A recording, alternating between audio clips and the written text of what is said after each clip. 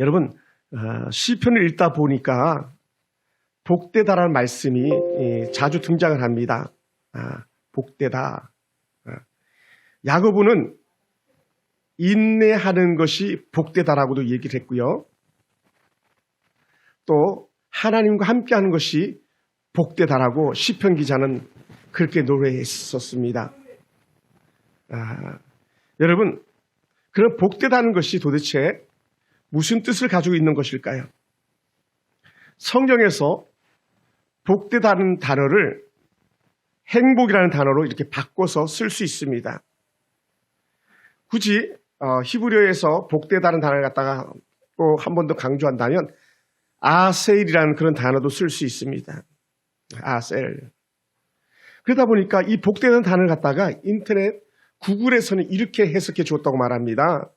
천국에서 하나님과 함께 살 사람들, 사는 사람들 이렇게. 그러니까 하나님의 나라에서 하나님과 함께 사는 사람들이 복되다 했는데 그 사람들이 누구냐면 바로 저와 여러분인 줄 믿습니다. 할렐루야. 참 구글이 어떻게 이런 해석을 내놓았는지 모르겠어요. 천국에서 하나님과 함께 사는 사람들. 하나님과 함께 사는 것보다 더 행복한 일이 어디에 있겠습니까? 여러분, 그러면 여러분에게는 복되다라는 게 어떤 의미로 들려집니까? 어떤 사람들은 일이 술술 잘 풀리면 그것이 복되다라고 생각하기도 합니다. 또 모든 것을 잘 갖추고 살고 인생이 무리 없이 순탄하게 진행되는 것이 복되다고 여기기도 할 것입니다. 또 오늘 믿음이 좋은 여러분 같은 경우는 기도하는 것마다 응답이 되었어. 기도하면서 구하는 것마다 하나님께 역사하셨어. 이런 것이 또 복되다라고 그렇게 여기는 분들도 계실 것입니다. 또 이제 세상 사람들 같으면 원하는 걸 다 갖는 거죠. 뭐 지위도 갖고 명예도 갖고 권력도 갖고 다 갖는 거예요. 또 뭐 꿈 같은 얘기지만 대굴 같은 집에 살고 예를 들어서 막 집에 사람들 수많은 사람들 부리면서 좋은 차는 뭐 BMW를 타고 벤츠를 타고 자가용 경비기 정도 있고 막 예를 들어서 그게 일반인들은 복되다고 말할 수도 있을 것입니다. 근데 여러분 자기가 원하는 것을 다 가졌다고 그게 진정한 복되겠습니까? 저는 복되다는 것을 작게 해석해 봐서 이렇게 생각되어져요. 많이 가져서 복된 게 아니라 내 안에 만족감이 있고 행복이 있으면 그것이 복된 것인 줄 믿습니다. 할렐루야. 할렐루야. 가끔은 우리 딸들이 있는 방에 문을 슬며시 닫아주면서 아이들이 단잠 자기를 원하는 그 마음, 그것이 내겐 행복이니까 그게 복된 거고요. 가끔 자고 일어나서 아내 얼굴을 한번 이렇게 쳐다보는 것도 복된 것일 수 있고요. 또 주일이 되면은 여러분의 얼굴과 얼굴을 볼 걸 생각하니까 그것이 내게 복된 것일 수 있고요. 그래서 저는요, 난 참 행복한 목사다라고 이렇게 말할 수 있게 된 줄 믿습니다. 여러분, 세상을 다 가져도 행복하지 않으면 아무런 의미가 없지 않습니까? 하나님을 경외하며 하나님 앞에 두려운 줄 알아야 됩니다. 하나님의 영광을 위해 살기 작정한 사람들이 그러다 보니까요, 행복한 사람이고 이 땅에서만 만족함이 아니라 천국에서 하나님과 거닐 것, 하나님과 함께 할 걸 생각할 때 우리는요, 이 땅에서도 행복할 것이고 천국에서 행복한 복된 삶이 되는 줄 믿습니다. 할렐루야. 그런 사람들이 가지고 있는 은혜의 특징이 뭔지 아십니까? 천국에서 하나님과 함께 할 것을 생각하니까 뭐가 두렵지 않을까요? 두려울 게 없어요. 그 중에 굳이 꽂으라면 죽음조차도 두렵지 않는 거예요. 할렐루야. 이렇게 한번 해봅시다. 하나님, 나는 죽음도 두렵지 않습니다. 어떤 사람? 복된 사람, 행복한 사람. 그러니까 우리는요, 이 땅에서도 좋고 죽어서도 좋고 우리 쭉 좋아요. 쭉 항상 좋아요. 아멘. 너무 좋은 거예요 이게. 오늘 찬양하는 하늘 자매만 봐도 행복하고 앞으로 나서 이제 첼로 바이올린 연주할 딸들을 봐도 행복하고 여러분을 봐도 행복하고 또 여러분 못 보지만 천국 가면 또 천국에서 주와 함께 할 걸 생각하니까 행복하고 행복 천지입니다. 반면에요, 안타까운 사람들도 있어요. 그걸 우리는 이렇게 표현합니다. 저주의 인생이다. 불행한 인생이다. 그러면 어떤 사람들이 저주고 어떤 사람이 불행이겠습니까? 그것은 아주 명확하고 분명한 건데요. 하나님을 멀리하고 하나님과의 대적 관계를 맺는 사람, 이것을 신학적으로 불신앙이라고 말합니다.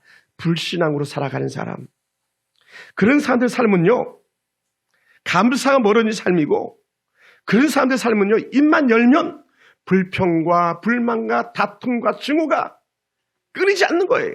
그러니 그 마음이 늘 어두워 있는 거죠. 근데요, 행복한 사람은 반대죠. 이걸 봐도 감사, 저걸 봐도 감사, 이걸 해도 고맙고 저걸 해도 고맙고, 그냥 아무것도 안 하고 그냥 여보 살아만 있어도 고마워. 야, 살아있는 게 감사, 이렇게 된다는 거예요. 할렐루야. 저는 여러분이 뭘 많이 잘해서가 아니고 여러분 존재 자체가 제게는 감사인 줄 믿습니다. 할렐루야. 옆에 사람 한번 인사할까요? 야, 옆에 있어서 고마워요. 할렐루야. 옆에 있는 것만 해도 고마워요. 천수 집사님 계신 얼굴만 봐도 고맙습니다. 뭘 도와주겠습니까? 여러분들은 어떤 삶입니까? 저는 이 자리에 함께하는 여러분 한 사람 한 사람이 복된 삶이 되기 원하고, 행복한 삶이 되기 원하고, 천국이 바로 여러분의 것들이 되기를 주님으로 축원합니다. 그러므로요, 우리는 감사가 떠나지 않는 거예요. 감사. 주변에는 감사 넘치는 사람들과 함께합니다. 오늘 저와 여러분은 모자라도 감사, 넘쳐도 감사, 살아도 감사, 죽어도 감사. 너무 좋아요. 이것이 행복이라고 이렇게 노래하는 거예요. 아멘. 하나님을 아버지로 섬기면서 하나님의 돌보심을 믿고 살아가는 사람, 하나님께서 항상 공급하심을 믿고 살아가는 사람이 바로 가장 복된 사람이고, 그 사람이 행복한 사람이에요. 시편 136편을 이렇게 읽어보다 보면요, 우리말로 번역된 단어 감사라는 단어가 나오는데, 이 감사라는 단어가 시편 136편에만 무려 25번이나 나오더라고요. 25번. 그러니까 시편 136편은 감사신 것 같아요. 그냥 입만 열면 감사. 그럼 무엇을 감사하는가? 그것은요, 1절에 이렇게 표현합니다. 선하시고 인자하신 하나님 감사합니다. 여호와는 선하시고 인자하신 하나님이거든요. 다른 말로 하면 여호와께서 우리를 복되게 하신 하나님이기 때문에 감사합니다라는 거예요. 우리에게 행복을 주신 하나님 감사합니다. 우리 하나님께서 우리에게 행복, 또 토부도 주시고 또 때로는 아세를 주신 의뢰한 하나님 감사합니다. 우리에게 행복을 안겨주시니 감사합니다. 할렐루야. 행복을 안겨주신 하나님 감사합니다. 또 2절에서는요, 여러분, 당시에 신관이라고 말하는데 신들이 많이 있다고 생각했어요. 옛날에 우리 시골에서 제가 어려서 살 때도 신이 많이 있는 다양한 종류의 신들이 있었던 것 같아요. 우리 할머니는 절에 다니셨으니까 부처가 신이로 여겼겠고요. 또 절에 다니면서 뒷산에 있는 안산이라는 데가 있는데 그 산을 향해서 늘 개다리 사이에다 물 한 그릇 떠놓고 정화수 빌면서 산신령께 비는 신들이 있었고요. 다양하게 있는 거예요. 그런데 그 수많은 신들 중에서 우리 하나님은 어떤 신이냐? 모든 신 위에 가장 뛰어난 신이라는 거예요. 할렐루야. 모든 신 위에. 그러니까 그 어떤 신도 우리 하나님의 신과는 비길 수가 없는 그런 은혜인 것이죠. 그러다 보니까요, 당시에 나라들이 전쟁을 하잖아요. 그래서 나라와 나라의 전쟁으로 치지 않았고요, 신들의 전쟁으로 쳤던 거예요. 그래서 나라를 점령하면 제일 먼저 들어가서 모든 신정과 신상도 다 파괴해버리는 거예요. 왜요? 신들과의 전쟁이었기 때문에 그렇습니다. 많은 신들이 있다고 믿었지만 그 중에 뛰어난 분은 우리 하나님이시다. 이것이 감사의 조건이었어요. 또한 아버지 하나님께서 주신 은혜가 3절에서는요, 그 모든 신들 중에 뛰어나신 주라고 말했어요. 그를 갖다 성경이 이렇게 표현했습니다. 가장 큰 권력자이신 하나님께 감사하라. 가장 큰 힘을 가진 썬파워, 가장 큰 힘. 100만 하나, 100만 둘, 100만 세대에도 떨어지지 않은 배터리, 그런 것처럼 우리 하나님은 무한한 에너지를 가지고 계신 그런 분이라는 거죠. 그리고 4절에서 9절까지는요, 어떤 하나님을 노래했냐면 창세기 1장을 열어가면서 태초에 하나님의 천지를 창조하시려 했는데 바로 천지 만물을 창조하신 하나님께 감사라는 거예요. 아멘. 하늘 지으시니, 땅을 물 위에 펴시니, 큰 빛들을 지으시니, 해로 낮을 주관하게 하시니, 달과 별들로 밤을 주관하게 하시니, 이게 감사하라. 그러다 보니까요, 온 천지 만물 지으신 우리 하나님께 감사하라. 할렐루야. 옆에 많은 과일들이 놓여있고 또 맛있는 배추도 있고 뭐 등등 있는데, 이 모든 것은 사실 하나님의 은혜가 아니면 잘할 수 없는 거잖아요. 그러니 천지 만물을 지으신 이에게 감사하라. 여러분, 성도들에게 있어서 감사는요, 뭡니까? 저는 이렇게 해석하고 싶어요. 하나님의 뜻이다. 감사는 하나님의 뜻이다. 하나님은 감사하는 자녀들을 기뻐하시는 분입니다. 그래서 시편 69편 30절부터 31절 보면 어떻게 노래했냐면요. 황소를 드리는 것보다, 여러분 황소 대단한 거 아닙니까? 근데 하나님은 황소를 드리는 것보다 감사하는 것을 더 기뻐한다는 거예요. 감사하는 것을. 황소를 드림보다 진정한 노래로 그것을 기쁘게 받으시는 분, 이렇게 노래하거든요. 여러분, 감사합니다. 이 한마디가 황소 한 마리 선물 받은 것보다 더 큰 기쁨이 있는 거죠. 쉽게 얘기하면. 놀라운 은혜가 아닐 수 없습니다. 예. 그래서 오늘 저와 여러분들의 신앙의 고백이 되길 주여 축복합니다. 여러분, 감사는 그러다 보니까요, 습관인 거예요, 습관. 습관. 아이들도요, 어떤 아이들은 입만 열면 불평하고 불만하고 욕하는 아이가 있어요. 근데 어떤 애는 입만 열면 감사합니다, 고맙습니다, 반갑습니다, 인사하는 아이가 있어요. 이건요, 벌써 출발점이 다른 거예요. 출발점이. 왜 그럴까요? 감사가 습관이 되어 있는 아이가 있는 반면에 불평과 불만과 미움과 시기와 질투가 습관이 되어 있는 아이들이 있는 거예요. 여러분의 자녀들은 어떻게 자랐습니까? 여러분은 어떤 습관들을 가지고 있습니까? 예? 여러분, 사람의 인생이라는요, 습관에 따라 달라진다 그랬거든요. 결국 습관이 인생을 만들어 간다 그랬는데, 우리 아이들이 여러분이 어떤 습관을 갖느냐에 따라서 인생의 판도가 달라지는 거예요. 저는 그 습관이 감사 습관 되기 원합니다. 할렐루야.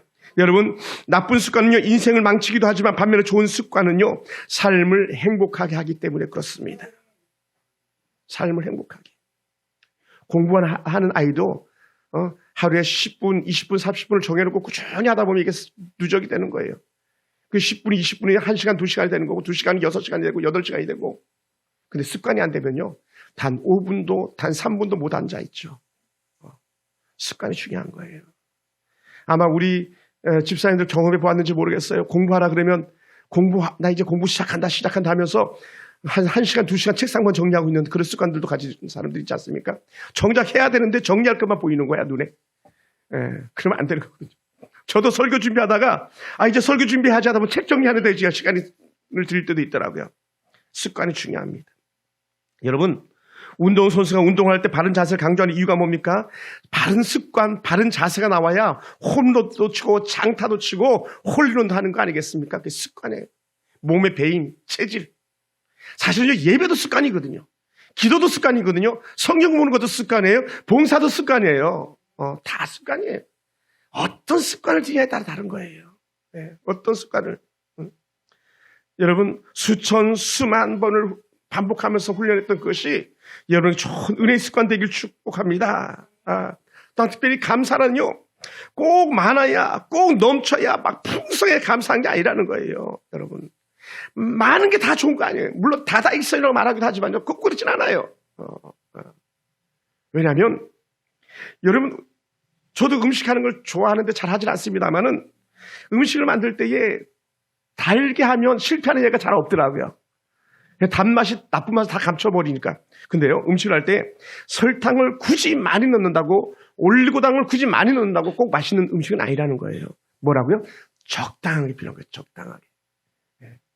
식물이 자라는데요, 우리 여기 식물이 지금 잘 자라고 있습니다만은 식물이 자라는데 많은 빛이 필요한 게 아니에요. 꼭 많은 빛이 아니라도 일정한 소규모의 빛만 있어도 광합성 작용이 일어나가지고 식물이 움트고 싹이 트고 열매맺게 되어 있다는 거죠.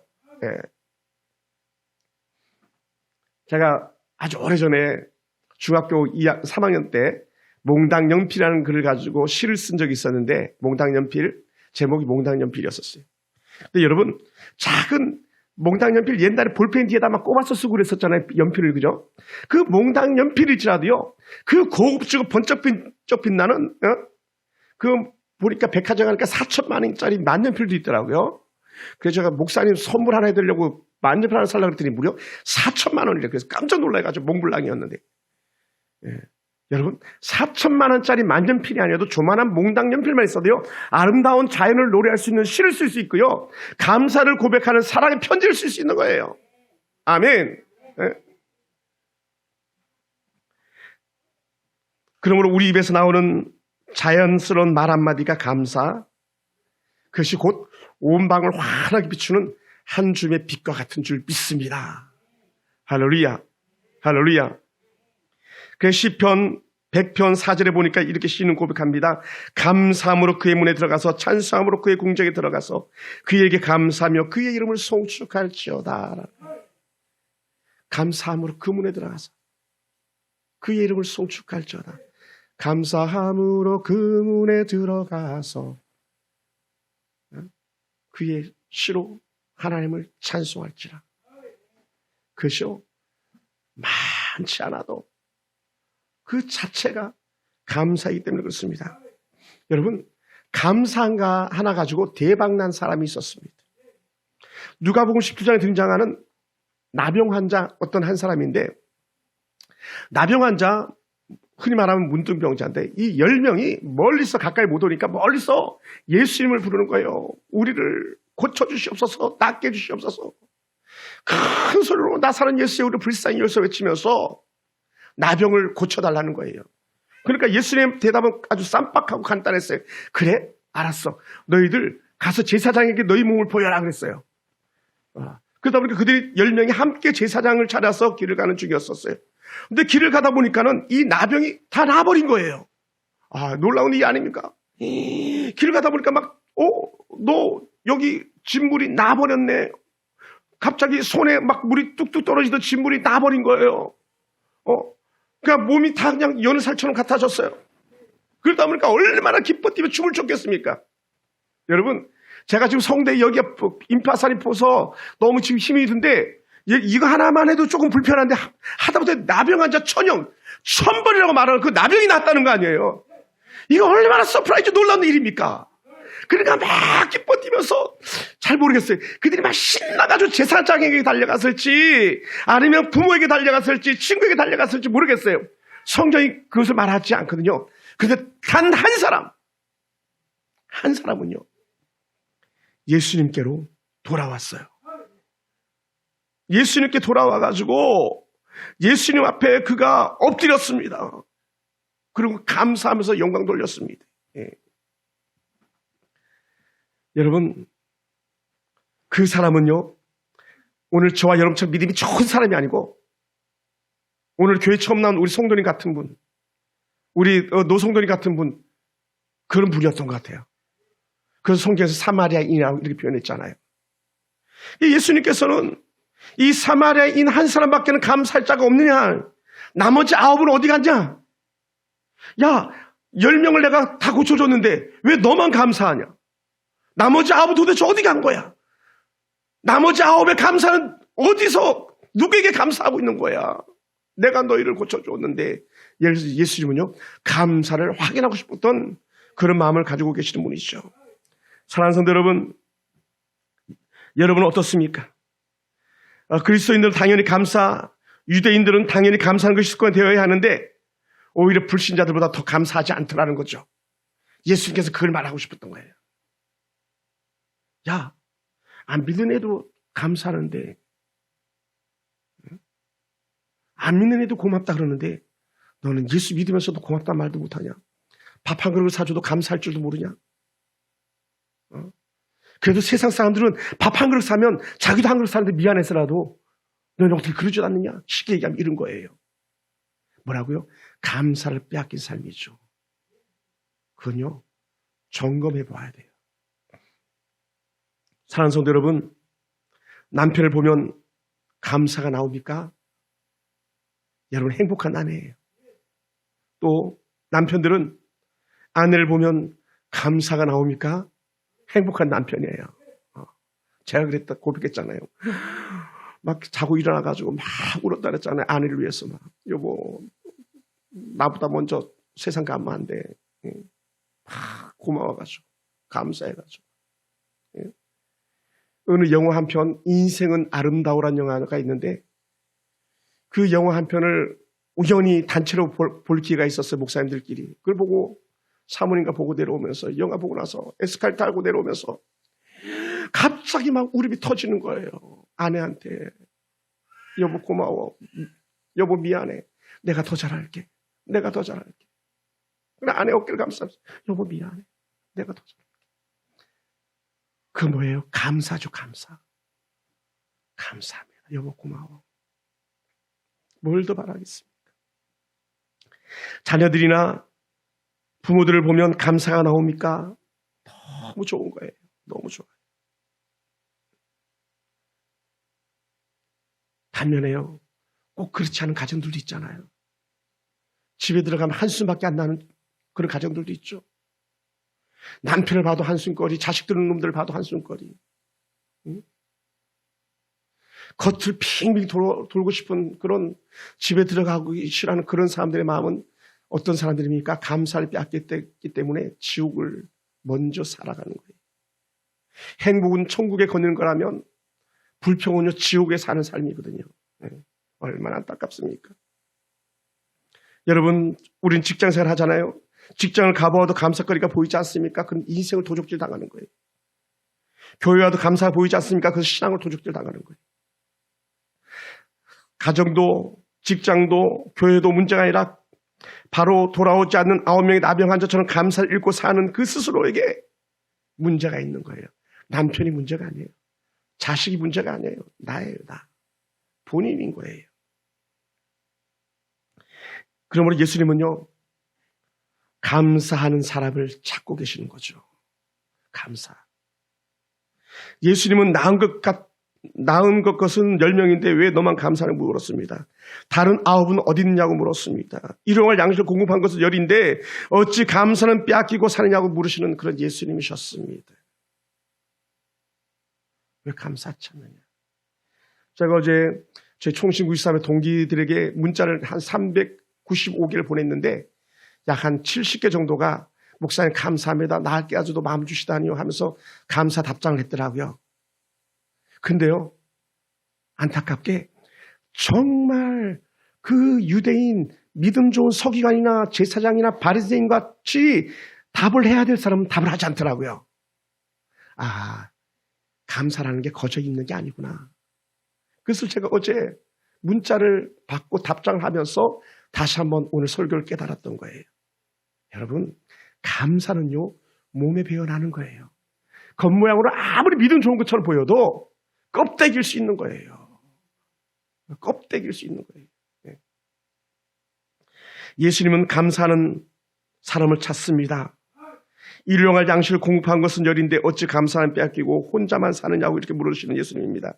가끔 친구 목사님 만나면 듣는 이야기가 있습니다. 누구는 내가 몇 년 섬기고 후원했는데 감사 편지 하나 없네. 감사 고백 하나 없네. 이렇게 말하는 목사님들도 계십니다.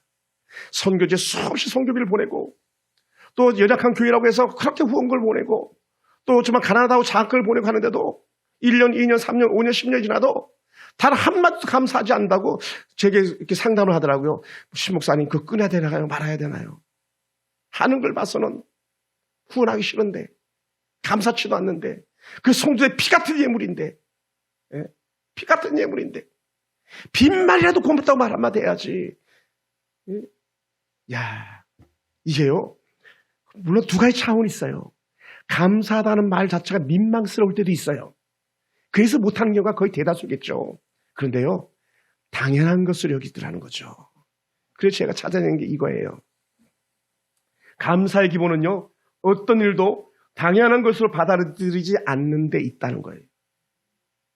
남편 건강한 거 당연한 거 아니에요. 아내들이 건강한 거 당연한 거 아니에요. 남편이 있기 때문에 아내가 건강하고 아내가 있기 때문에 남편이 건강한 거지.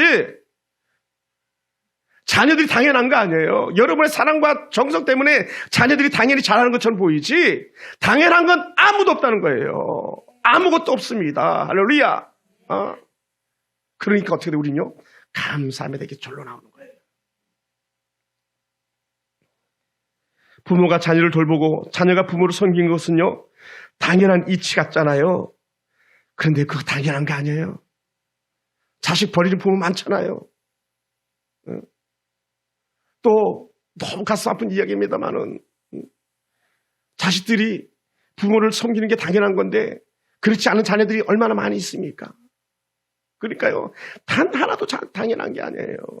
우리 앞에 계신 우리 권사님들은요 아들, 딸들, 며느리, 사위들에게 진짜 고맙다고 그래야 돼요. 백발이 하얀 어른을 갖다가 집에서 목사님 내가 밥 해주니까 나랑 같이 있는 거지. 아니에요. 그렇지 않습니다. 여러분. 섬겨주는 아들이, 섬겨주는 며느리가 감사하다고 여기면요, 집에 들어갈 때마다 행복한 거예요. 할렐루야. 그럼 사랑하는 성도 여러분, 다시 한번 강조합니다. 10명이 당연히 감사하기를 원하셨지만 10명 중에 단 한 명만 감사한 것은 예수님은 서운한 펴 있었던 거죠. 서운한. 여러분, 당연한 것 아니라오. 당연한 것 아닙니다. 레위기 22장 29절 보니까 이렇게 표현했어요. 너희가 여호와께 감사의 물을 드리려거든 너희가 기쁘시게 받으심이 되도록 드릴지며라고 했어요. 감사 제물을 드리더라도 하나님께서 흡족할 만한 기쁘심의 제물이요. 기쁘심의 제물. 왜냐면요, 감사는요, 제가 볼 땐 그렇습니다. 항상 정성이 포함되는 거예요. 정성. 성의가 있어야지, 성의가. 형식도 중요한 거예요, 여러분. 정성이 얼마나 중요한 건지 모릅니다. 나병 환자의 그런 형식, 나병 환자의 정성은 뭐겠습니까? 예수님께 막 뛰어오면서 하나님께 영광을 돌리고, 첫 번째. 두 번째는요, 그가 예수님의 발 아래 엎드렸다는 거예요. 발 아래. 여러분, 당시 예수님 나이 많아봤자 30, 31, 32밖에 안 되거든요. 33이거든요. 33 젊은 이 앞에, 그것도 발 앞에 무릎을 꿇고 완전히 납작 엎드렸다는 건요. 이건 성이, 정성이 있는 거고요. 겸손으로 진심이 포함되어 있는 거예요. 예. 감사는요, 애따 받아 던지는 게 아니에요. 공손하게 올려드리는 거예요. 여러분이 드리는 감사의 물은요, 공손하게 올려드리는 거예요. 부모님을 섬기는 그 순간순간에 어떤 물질들은요, 공손하게 올려드리는 거예요. 당연한 것처럼 드리는 게 아니라 감사함으로 정성을 다해서. 여러분, 밥상을 차립니까? 남편을 위해서요. 정성이 깃들어야 되는 거예요. 정성이 깃들어야 돼요. 내가 맛을 2번 보고 3번 보고 하면서 차려진 밥상이 진짜 감사가 담겨있고 섬김이 담겨있고 정성이 담겨있는 거 아니겠습니까? 애따 먹으라 하면 던지는 거 아니에요. 라면 한 그릇 끌어올리더라도요, 이 라면 어떻게 하면 더 맛있게 할 수 있을까 해가지고 2번, 3번 고민하면서 올려서 끓여드리는 라면이 정성이 깃드는 거 아니겠습니까? 자식이라고 아무렇게 합니까? 절대로 그렇지 않습니다. 사랑하는 성도 여러분, 감사는요, 때로는 슬며시 알지 못하게 건네는 수도 있습니다. 때로는 감사는요, 거창하게 드릴 수도 있습니다. 중요한 건 뭐냐면요, 그 안에 진심, 본심이 담겨 있느냐는 거예요. 어떤 사람이 이렇게 말하기도 합니다. 아, 목사님, 선물 내용이 중요하지 뭐 포장이 중요합니까? 그렇지 않아요, 여러분.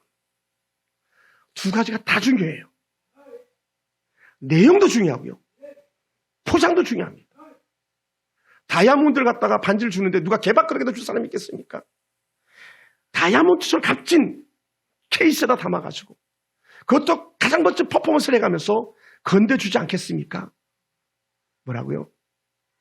우리가 가지고 있는 신앙은요, 하나님께서 보실 때마다 우리의 겉모습도 중요하고요, 속에 있는 본심도 중요한 거예요. 할렐루야. 할렐루야. 그러니까 특송하는 우리 자매들 같은 경우도 특송을 담당하면 2번, 3번, 4번, 10번이라도 와서 연습하고 그걸 하나님께 올리는 것이 사실은 본심인 거예요. 본심. 얼마나 중요한지 모르면 오늘 너무 잘했습니다만. 뭐라고요? 하나님 앞에 온전히 마음을 담아서 드리는 그 모든 것들이 하나님께서 기쁘게 받으시는 일인 줄 믿으시기 바랍니다. 사랑하는 성도 여러분, 그러다 보니 감사는요, 타고난 성향이나 기질로 이루어지는 것이 아니고요, 감사는 반복적 습관에서 배어나는 거고, 감사는요, 또다시 가르침을 통해서 학습되어지기도 한다는 거예요. 그래서 잘 가르치시기 바랍니다. 또 잘 배우시기 바랍니다. 성경에서는요, 이 감사는 단어가 무려 188번이나 반복되어지고 있습니다. 물론 감사, 재물 뭐 이렇게 표현도 됩니다만은, 그러다 보니 감사는요, 하나님께 주신 크신 명령이에요. 뭐라고요? 범사에 감사하라 그랬죠. 우리 오늘 권사님 기도하셨지만, 하라는 건 명령이에요. 나에게 선택권이 있는 게 아니에요. 하기 싫어도 하는 게 감사예요. 부모를 공경하기 싫어도 공경하는 게 당연한 것처럼요. 조니 에리슨 타다라는 사람이 있었습니다. 이분은 1949년 미국 동부 볼티모어에서 태어났는데 아주 신앙이 좋은 믿음의 기독교 집안에 태어났습니다. 아이가 너무 예쁘고 총명하고 건강하게 잘 자란 그런 아이였습니다. 이 아이는 매사에 적극적이고 남들을 기쁘게 하고 행복하는데 아주 특별한 재능을 가지고 있었어요. 특별히 이 아이는 취미가 있었는데 언니랑 함께 승마하는 것과 수영하는 것을 아주 즐겼어요. 1967년 어느 여름날 언니와 함께 승마를 마치고 기쁜 마음으로 바다에 뛰어들어서 수영을 하는데 그만 다이빙을 한다고 다이빙을 했는데 하필이면 물속에 보이지 않는 바위에 머리를 부딪히고 만 거예요. 그 자리에서 뚝 하는 소리가 나면서 목이 부러졌어요. 그걸로 존의 인생 거의 끝이 난 것 같습니다. 그는 움직일 수도 없었고요. 고작 할 수 있는 것은 머리로 움직이는 것이 거의 끝이었다고 말합니다. 그의 아래 하체들은 칼로 찌르는 것이 늘 고통스럽고 몸은요 완전히 마른 나무 토막같이 움직일 수도 없는 그런 지경이었다고 말합니다. 그런데 중요한 게 뭐냐면요. 지금도 그렇게 살아가고 있다고 해요. 사고 존이는요. 감사나 또 행복한 인생이라기보다 자신을 향하여 저주만 쏟아지는 거죠. 불평만 쏟아집니다. 얼마나 힘들었겠습니까? 그러다 보니까요.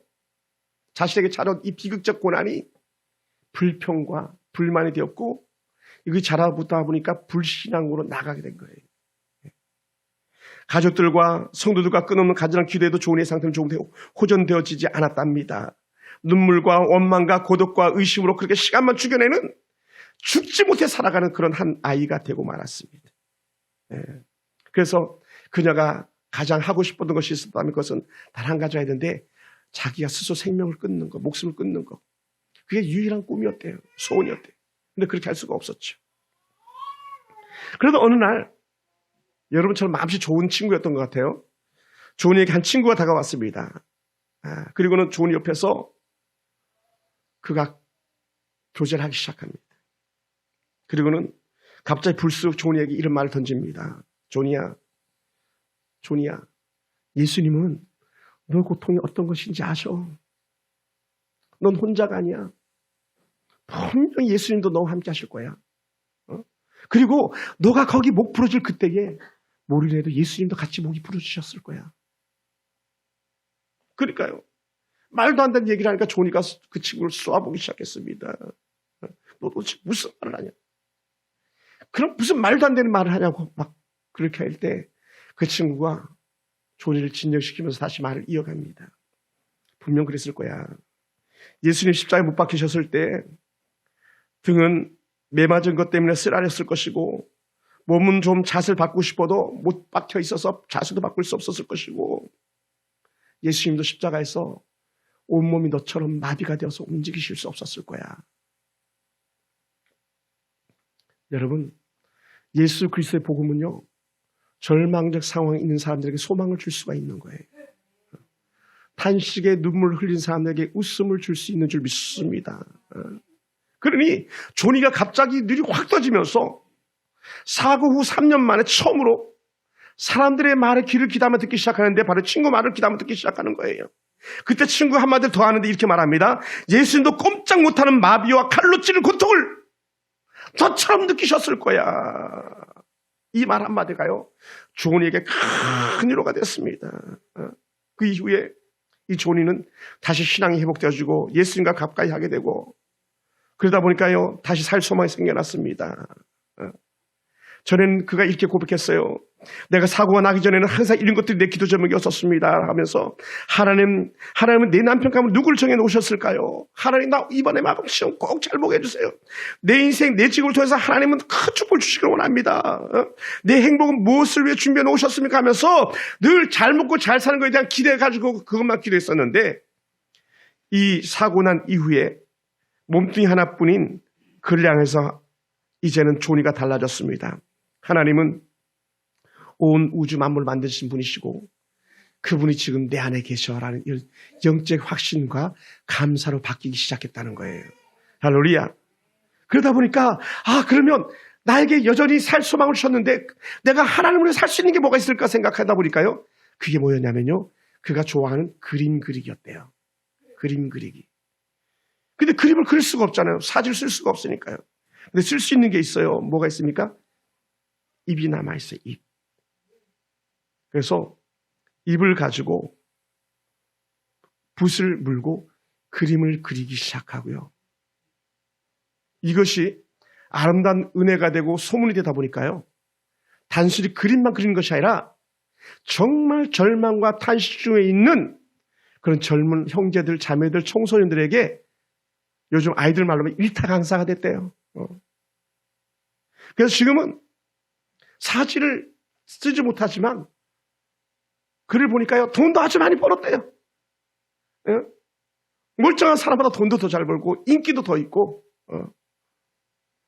그래 조니가 마지막 소망이 뭡니까? 라고 사람들이 물었어요. 조니에게.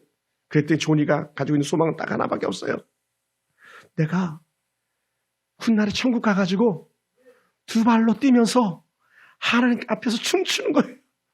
두 발로 뛰면서 하나님 앞에 춤추는 거예요. 야, 여러분, 조니는 이렇게 말합니다. 성경은 천국에서 영화롭게 될 몸에 대해서 말해줍니다. 그 말씀은 내게 환상이 아닙니다. 현실이요 소망입니다. 완전한 사람이 되는 기회를 빼앗긴 것이 아니라 다만 지연된 것뿐입니다. 라고 이렇게 고백해요. 내 두 발을 못 쓰는 것은 천국에 쓸 수 있도록 하기 위해서 잠깐 시간에 지체될 뿐인 거야. 이렇게 말한다는 거예요. 얼마나 귀하고 감사한 고백인지 몰라요. 그런데 여러분, 제가 이 조니 얘기를 듣다 보니까요. 우리는 정말 행복한 사람들 아닙니까? 아멘. 왜 그래요? 조니는 천국에나 가야, 우리말로 하면 죽어야 천국 가서 두 발로 걷고 뛰는데, 우리 80대 우리 권사님 집사님들은 80이 돼도 두 발로 걸어서 교회까지 오실 수 있잖아요. 아멘. 손 뻗어서 이 사과도 잡고 고구마도 잡고 막 다 잡을 수 있잖아요. 아침에 아들 딸들에게 인사도 받을 수 있고요. 전화할 수도 있고요. 그러니까 우리는 어떻게 돼요? 야, 이미 우리는 복되도다. 뭐라고요? 이미 우리 천국을 이 땅에서 살아가고 있다는 것이죠. 할렐루야. 여러분 오늘 집에 들어가시면요. 아들을 봐도 그렇고 딸을 봐도 그렇고 누굴 봐도 그렇고 우리 안태수 집사님 사이한테 손을 덥석 잡아줘서 고맙네 이 사람아. 막. 우리 철이 집에 있으면 우리 집사님은 철이 아이놈아 살아있는 것만 해도 우리 감사한 것뿐이야. 막 고맙다 해야 돼요. 우리 홍아 집사님, 양준 집사님 코로나 때문에 못 왔지만 당신이 나를 위해서 이 땅에 존재해 주므로 고마워. 막 그 고백 있기 원합니다. 할렐루야. 얼마나 행복하겠어요. 우리 사랑하는 나대로 집사님, 아버님 장로님이 저한테 뭐라고 부르신지 아세요? 목사님, 우리 목사님, 목사님, 우리 목사님, 우리 나대로 목사님 그래. 난 집사님 가끔밖에 안 뵀는데도 막 장로님이 전화하면 얼마나 좋아하셨는지 몰라요. 어디서 듣는 거예요, 사실은요? 이 땅에서 듣는데 사실 좋은이라면 천국에서 들어야 될 얘기들이거든요. 사랑하는 성도 여러분, 우리는 이미 천국을 경험하면서 사는 사람들입니다. 모국이 부러진 조니에게도 감사가 넘쳤는데 하물며 우리가 뭔들 감사하지 못하겠습니까? 시험에 한 번 떨어질 수 있고 두 번 떨어지면 어떻겠습니까? 물론 고난이 있겠죠. 그런데 세 번째 붙어줄 것을 기대하면 1년이 또 행복한 거 아니겠습니까? 모든 것이 감사요. 모든 것이 행복인 줄 믿습니다. 할렐루야. 옆에 사람 한번 보면서 얘기해 줄까요? 고마워요. 감사합니다. 썰렁한 것 같으니까 우리 남편들이 한번 고맙습니다 한번 할까요? 남편 해봤자 뭐 김장수랑 나밖에 없네. 여보 고마워. 옆에 고개 돌리고 시작. 고맙습니다. 썰렁해. 가끔은 손을 슬쩍 잡아주고 아내가 손 잡아주는 거 좋아하더라고요. 손을 슬쩍 잡아주고. 네. 제가 원고에 없는 얘기 한 가지만 더 할게요. 제가 이게 감사통이에요. 감사통. 감사에 감사 더하기라고 이렇게 표현했잖아요. 또 하나는 제가 비전통을 가지고 있어요. 감사통과 비전통. 감사통의 예물을 모으면서 형님 통에도 그 비전통에도 같이 그 돈을 모으는 거였어요. 감사통은 하나님께 올려드린 거고 비전통은 저를 자신을 위해서 쓰는 거예요. 이건 이제 친구 목사님이 알려주더라고요. 신 목사님, 아니 해마다 감사통만 올리고 나니까 나는 뭐가 남았지 없더라고 보니까 그래서 같이 하는데 비전통도 했어. 그래서 비전통 갖는 게 되게 좋더라고 얘기하더라고요. 그래서 저도 바로 들으면 행동하는 거잖아요. 그리고는 감사통에 감사를 채우면서 비전통에 같이 물질 채운 거예요. 그래서 지난 얼마 전에 형님이 환갑이라서 감사통에 물질을 꺼내가지고 형님 생신 준비한다고 꾸준히 제가 모았거든요. 그걸 드리니까요. 너무 좋더라고요. 그리고는 김장희 씨 잘 들으세요? 형님만 드리면 안 되잖아요. 그래 아내를 위해서 그 중에 또 일부를 뚝 떼어가지고 아내를 위해서 그렇게 많은 금액은 아니지만 이렇게 드리니까요. 너무 감사하더라고요. 그런데 저는 아내에게 돈을 줬는데 아내는 제게 옷으로 돌려주더라고요. 저는요, 줘서 감사, 또 주는 사람 마음, 또 다시 내가 받아서 감사. 야, 이게 감사는 주거니 받거니가 은혜구나. 그걸 알게 돼요. 물론 무엇을 기대해서 드리는 건 아니지만 하나님은 우리 예수님을 아셨잖아요. 저놈들을 고쳐주면 돌아와서 감사하겠지 했는데 노 하나밖에 없었대잖아요.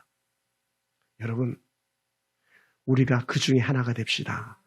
할렐루야. 우리가 그 중에 하나가 돼요. 기도하겠습니다.